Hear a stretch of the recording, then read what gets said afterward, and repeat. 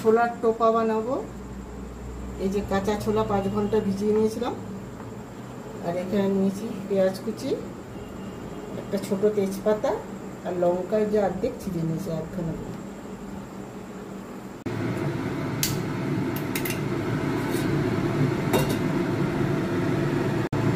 জলে একটু নুন দেবো, নুন দিয়ে ছোলাটা সিদ্ধ করবো।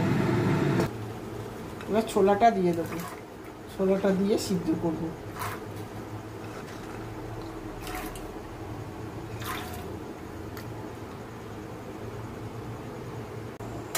ছোলাটা সিদ্ধ হয়ে গেছে, এবার নামিয়ে ছেঁকে নেব।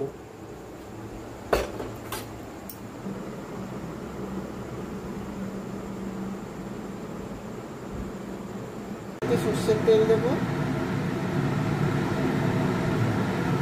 সাদা জিরে আর তেজপাতা দেবো,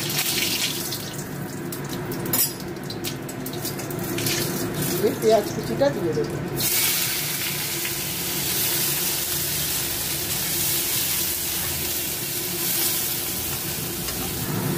কাঁচা লঙ্কাটাও দিয়ে দেবো,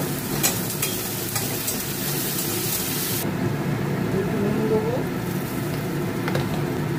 আর একটু হলুদ দেবো।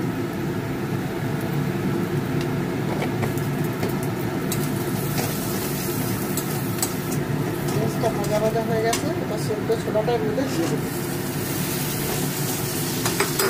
দিয়ে ভালো করে নাড়াচাড়া করবো।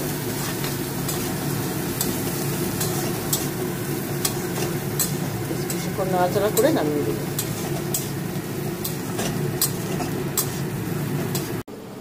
এই ছোলার টোপা মুড়ি দিয়ে খেতেও ভালো লাগে, আবার শুধু খেতেও ভালো লাগে।